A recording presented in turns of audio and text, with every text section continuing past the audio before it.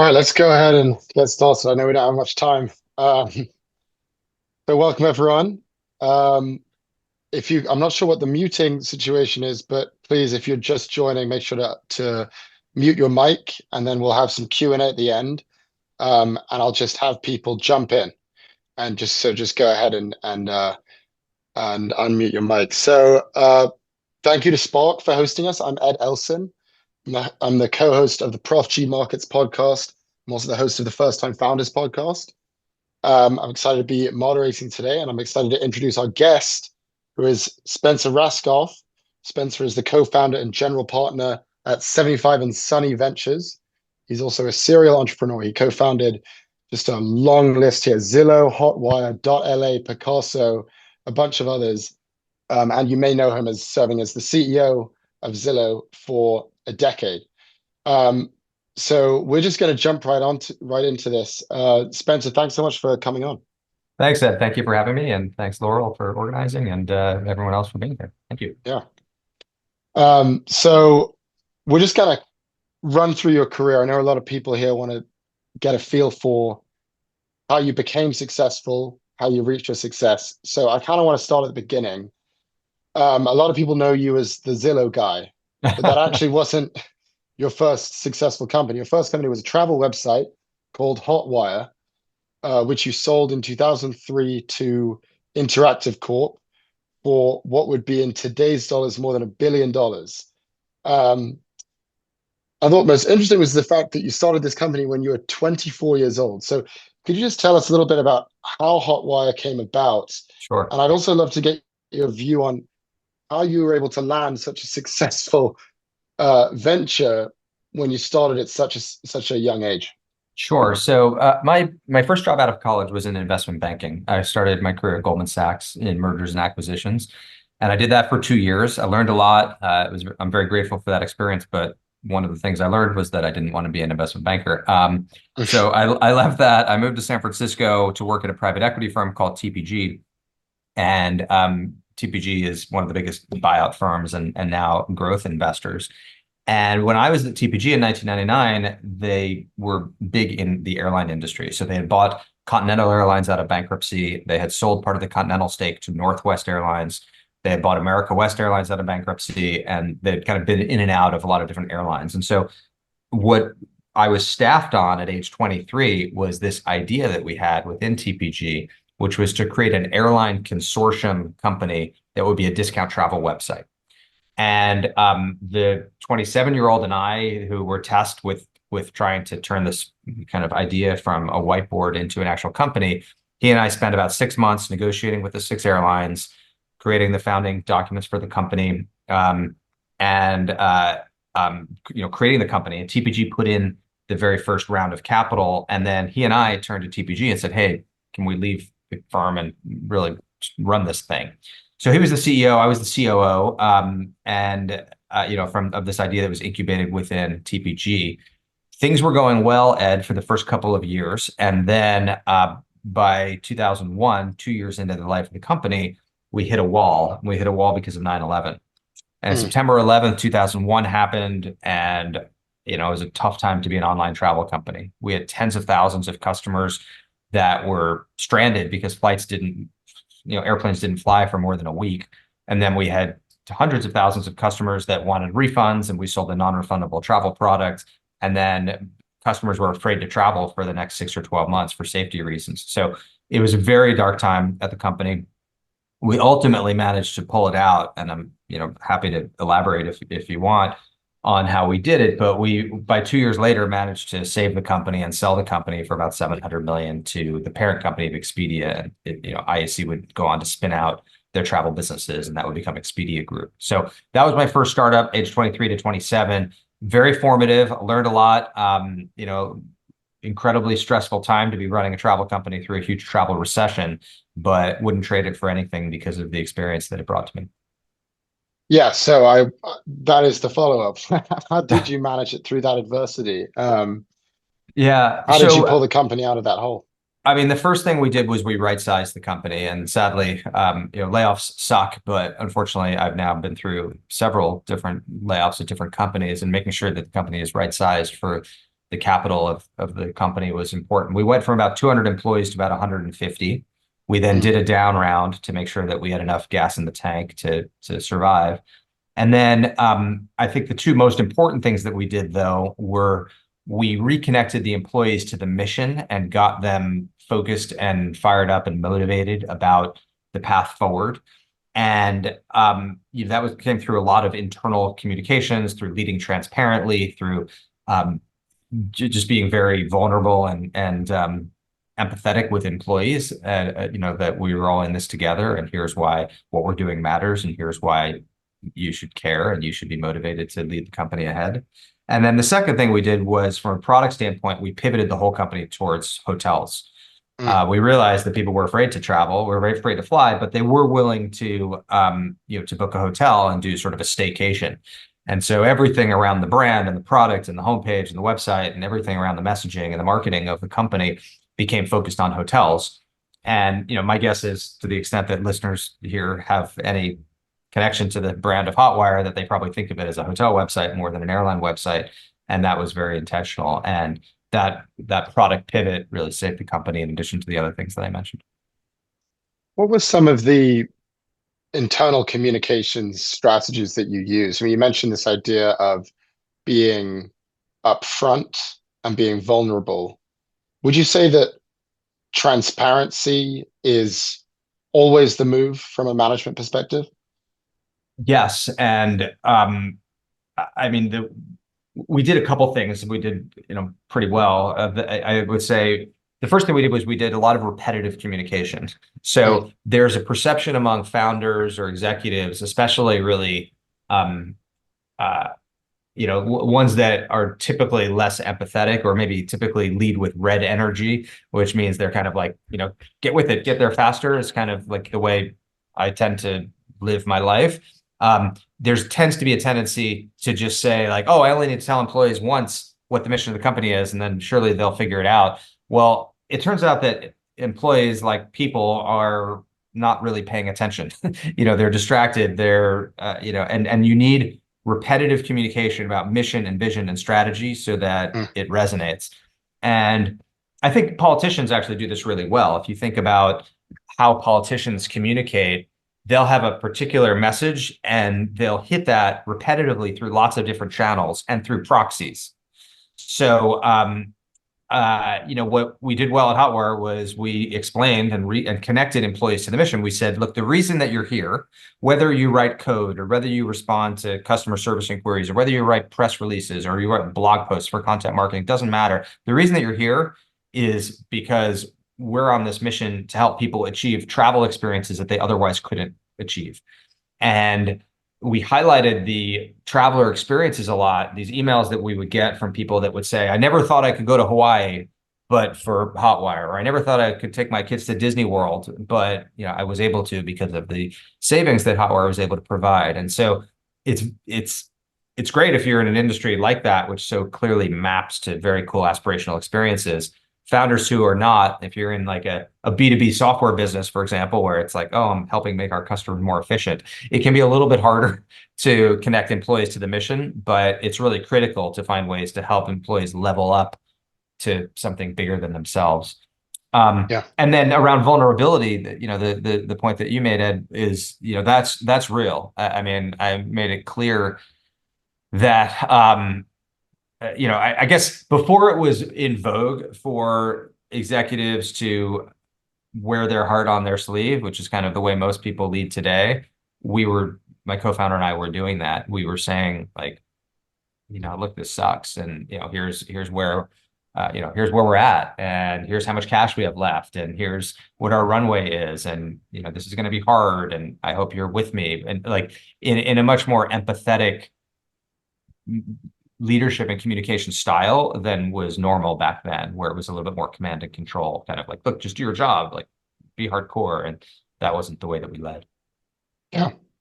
Let's talk about Zillow too. So you started that in 2006. In 2010, you became the CEO, and within a year, you were taking that company public.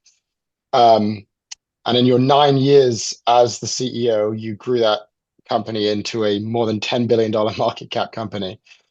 As you look back at the success of that company, what are some of the key management principles that you got right, and perhaps some of them transferred over from Yeah. Hotwire? Yeah, several of them did. I think number one was having a mission-driven culture where employees really felt connected to something bigger than themselves. In the case of Zillow, it was we're empowering people with access to information and they can make smarter decisions about their most important asset.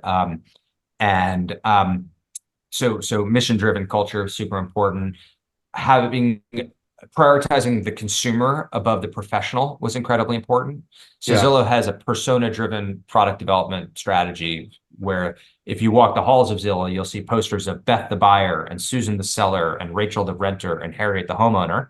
And those are the consumer personas, which were always took precedence over Larry the lender, Alan the agent, Bob the builder, the professional personas. Mm. And we have this philosophy that if you build for the consumer and we get a big enough consumer audience, then the professionals will have to join the marketplace, maybe kicking and screaming, but they'll join the marketplace anyway. So prioritizing the consumer led us down the road of building a ton of features that competitors didn't build because competitors were prioritizing the professional side of the marketplace. The obvious one that comes to mind is the Zestimate, which is Zillow's opinion of what every house is worth.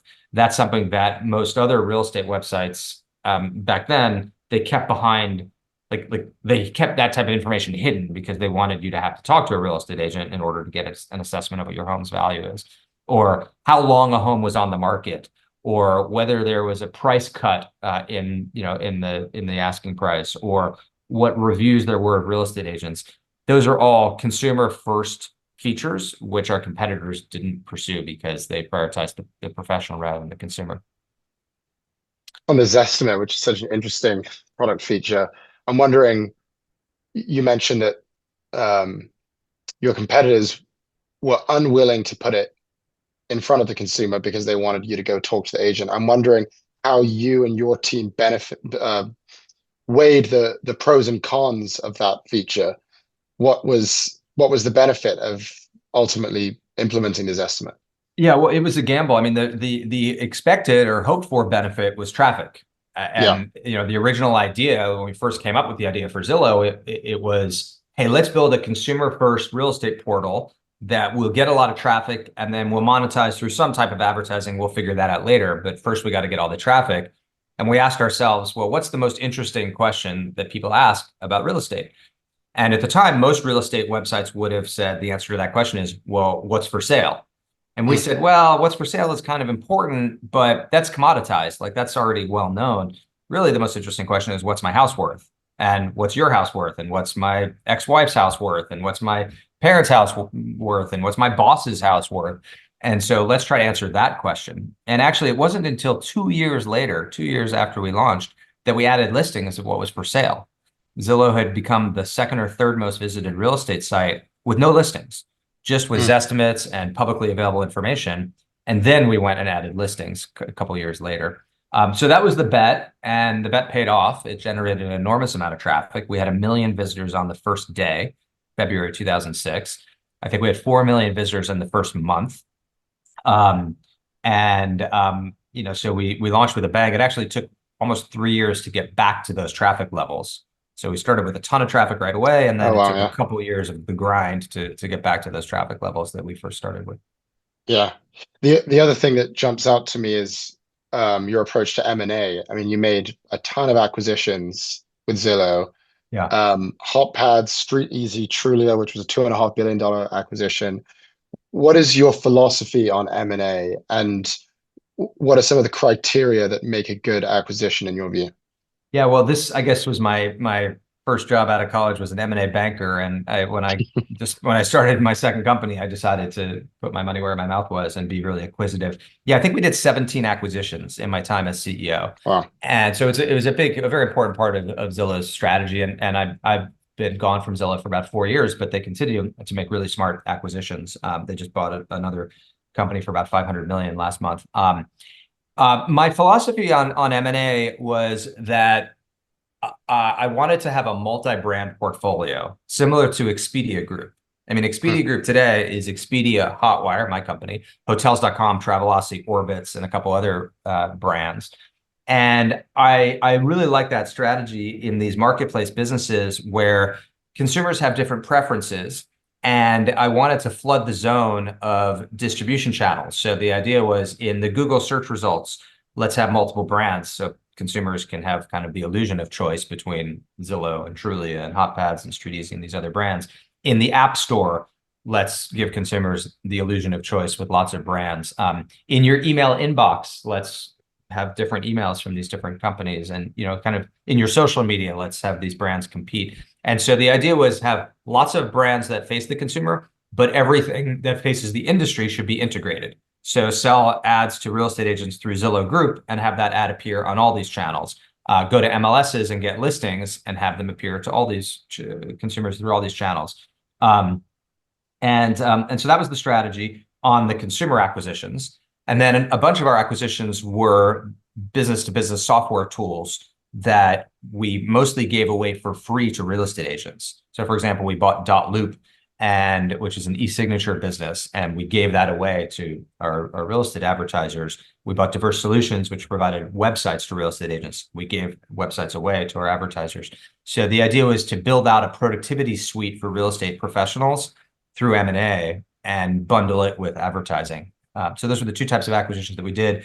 I would say of the 17 acquisitions that we did, probably 13 or 14 of them were successful. Only a couple, 2 or 3 were sort of misses. So there's a pretty good track record. I mean, most companies would be happy with a 50% track record of success, and I think ours was a lot higher. Yeah. Let's pivot to 75 and Sunny, which is your VC firm / incubator, which you started after Zillow. I think there are a lot of young people on this Zoom thinking about their careers right now. So sort of a two-part question. What are some traits that you look for in founders, but also in young talent in general? Who are the kinds of people that you want playing on your team? Yeah. One thing I look for is grit. I want people with a chip on their shoulder. I want people who are willing to run through walls to succeed. And usually what drives that is some, perception that they've been dealt a bad hand in life, or they've got something to prove, or, just grit is super important. I also look for founder product fit. So there's no such thing as a good tech founder. There's only a good tech founder for a particular type of business, somebody who feels that they were put on earth to solve a particular problem. One of my startups, this company Q, which is a streaming discovery service that lets people figure out what to watch based on what their friends are watching. I remember when I was interviewing this guy who would become my co-founder when we started that company, I said, what would you say if I told you couldn't do this? Like, for whatever reason, you can't pursue this idea. And he just looked at me like I was crazy. He's like, Spencer, I was put on earth to solve this problem. I wake up every morning trying to figure out what to watch and how to help people figure out what to watch on streaming. And I go to bed every night thinking about it. I'm totally obsessed with solving that problem. That's what I'm going to do. I would do it for free. And, that's somebody who has incredible founder product fit for that particular idea. If I had said to him, hey, let's start an enterprise software business to sell workplace productivity tools to big enterprises, no, like he would not be good at that because he's not passionate about solving that problem. So that I think is really important. And then I guess the third thing is very important and I think kind of underrated, is sales ability. I think we tend to lionize software engineering skill and technical talent, which is of course important in a tech company, but equally important, arguably more important in a world where you might argue AI is starting to commoditize some tech skills by sort of leveling the playing field on some technical abilities.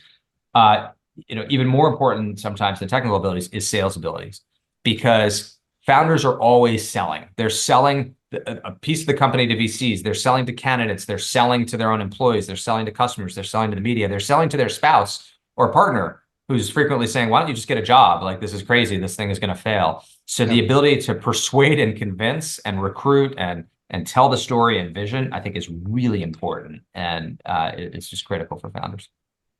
Those things that you describe feel very much like inherent talents or things sort of built into you. So, grit, having a chip on your shoulder, sales abilities. I'm wondering if you, aside from inherent abilities, if you have any suggestions for young people who want to get better at those things? How do you become a better salesman? How do you develop more grit? How do you become more Yeah, focused? that's a great question. I mean, I do think sales abilities and charisma and the being able to be a good public speaker, those one can learn those skills, and that's a matter of practice and watching others. I think Mm. there's a ton to be learned. Go to YouTube and watch Ronald Reagan and Obama and Winston Churchill, and like the politics don't matter. You're just watching great communicators communicate and articulate some vision or strategy. And then put yourself in settings where you're forced to speak publicly, which can be very awkward and scary for a lot of people, but it's a really important skill. So that can definitely be learned and improved upon over time. Um, Other advice. There are so many resources available to people now, which is amazing as compared with when I was earlier in my career. Way back in the dark ages, like you had to find a real mentor, somebody usually that you work for, or somebody at your company where you would hope they'd put their arm around your shoulder and say like, I'm going to be your mentor and help advance your career.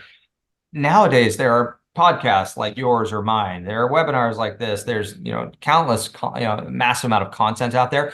So I think young people can hack mentorship in a way that didn't used to be possible. As a quick example, I consider Satya Nadella, CEO of Microsoft, to be one of my mentors.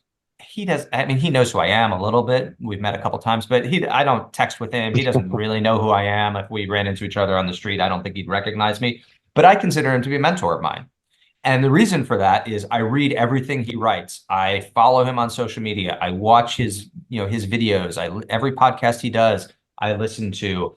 Like, and I feel I've learned so much from him. I consider him to be a mentor. So I think I encourage people to do that and find people that resonate with you. Jeff Weiner from LinkedIn is another one where he puts out, when he was running LinkedIn, he put out a ton of great content, and he talks about the things that I find interesting and important, which is how to motivate employees, how to lead transparently, how to manage large organizations. There's just a lot of resources for people to learn from out there. I feel like we could go on for hours, but I want to make sure we have time for questions. I'll just end with this question that I like to ask entrepreneurs. Um, as you look back at your career, what decision do you most regret? And how would you advise people, and why would you advise people against making that same wrong decision? I'm not sure.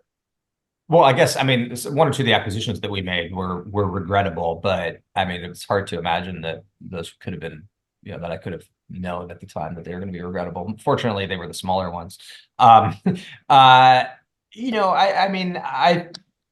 can sort of debate whether me spending 2 years on Wall Street in investment banking was the best use of those 2 years. I graduated college in 1997.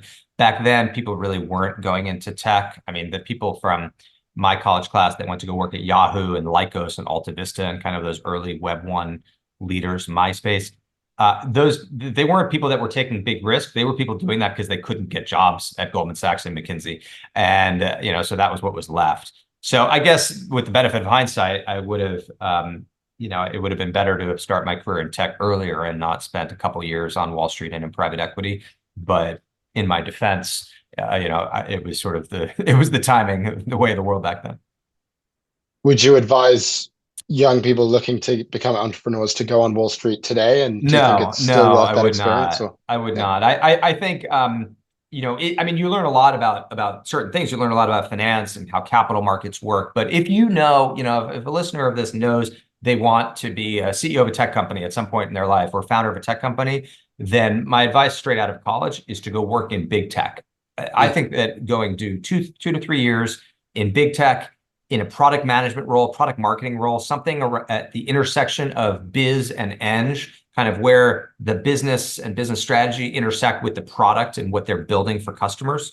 Doing that in big tech for 2 or 3 years, and then dropping down a level to smaller tech, like a 50 to 200 person company. When you drop down there, you're a big fish in a small pond, and you bump up a couple levels. All of a sudden, you're 25 and you're a director or a VP. And then you're 25, 26, 27 after a couple of years in big tech, a couple of years in small tech. Then I think it's a great time to start a company or go to business school and then start a company. So there are an infinite number of paths. There's no one right one, But I really like that path if you know that you want to be a tech executive, but you're not quite ready to start a company out of college. We'll open up to questions now. If anyone wants to just hop in, we have around 10 minutes left. Go ahead and unmute yourself.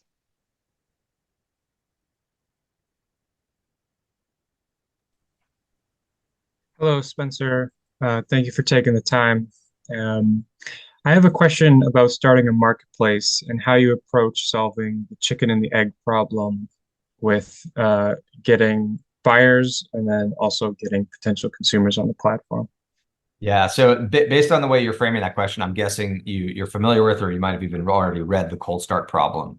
And that's Andrew Chen's book, which is probably behind me on this bookshelf, which is an amazing work. I highly recommend it. It answers this question in 300 pages.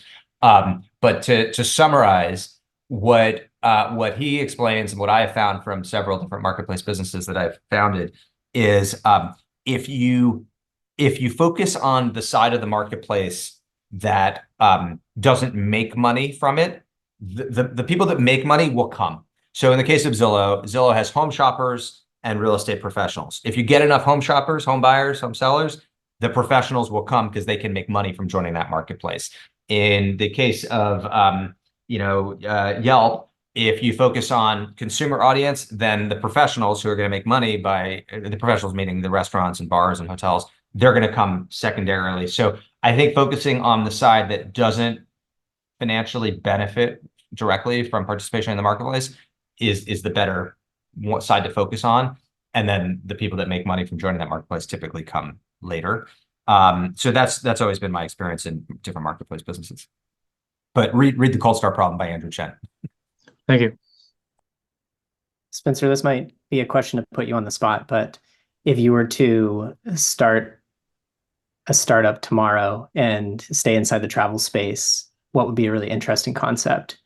So I was asked a similar question to this about 10 years ago when I spoke at Harvard Business School, and business school students, one student asked this question, and I answered his question. I was like, oh, I think in real estate, there's a big problem for rental property management companies, blah, blah, blah. I kind of just like off the top of my head riffed on this question.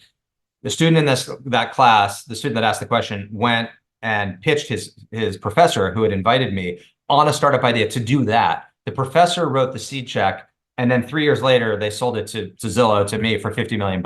So I've started to get a little bit more circumspect about answering that question, even though that founder loved the fact that I did. I guess the answer in online travel, which is where you asked me to focus, that travel is so hard because it's a super mature category, and the customer acquisition costs are incredibly high, and there are all these giants that own SEO and SEM and have huge brands. So most of the travel startups that I'm seeing are so nichey. It's like, AI-driven complex group travel for backpackers in Asia. It's like the TAM for these companies is really, really small because that's, in a really mature space. It's so hard to compete. I don't think those types of things are going to work. They're not really venture fundable. And then the other big flavor is the AI driven. It's like, oh, we're going to use AI to disrupt Expedia. And I think that is a fool's errand for the most part, because the OTAs, like, they're not dumb. They have AI engineers. They have AI baked into their products. They're already using AI for personalization. So although a couple have gotten funded, I think it's going to be very, very hard for AI to disrupt. I guess if I had to give you something on this, it would probably be something in the B2B space, something around like helping travel managers, even helping travel agents who haven't quite died out the way some people might have guessed that they would. I would probably be in the B2B SaaS space within travel rather than something consumer facing, but it's hard to find white space here. Cool. We have time for one more. Go for it, Shreya. Thank you. Appreciate that. Hello, Spencer. Good evening.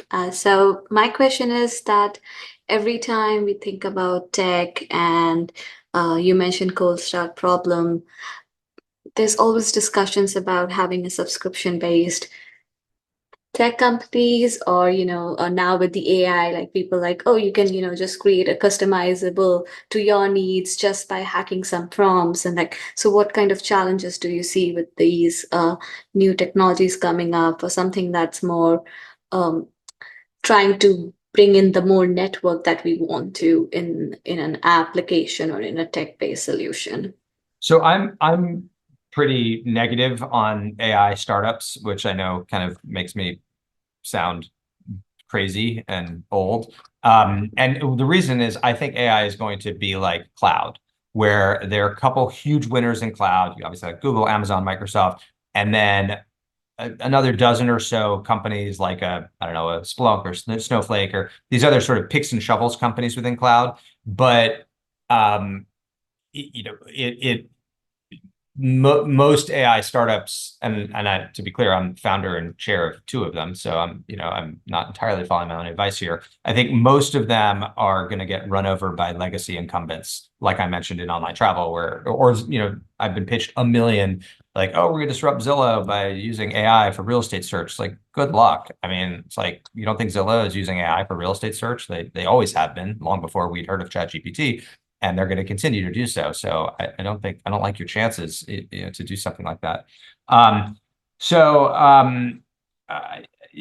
I'm not sure if I'm answering your question, other than to be sort of like the grumpy old man who's like, oh, this won't work. But I think AI startups are going to be really, really hard. Got it. So this problem of scalability is still around to make, for a tech team, it's more about like getting the customer, trying to retain them. Yeah. And then that's what my question was related to, how, people think AI could solve these problems very quickly. Yeah. I mean, there's probably, actually, again, I sound like a publicist for Andrew Chen. Yesterday, he had a good long Twitter post about basically that too many startups focus on building great products and then go to market as an afterthought. And he's suggesting that you sort of invert that and think about go to market even before you figure out product. So I think that is one of the things that's missing, which your question alluded to. Thank you.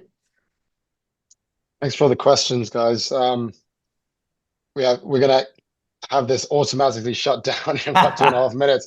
But Spencer, do you have any closing thoughts or closing advice?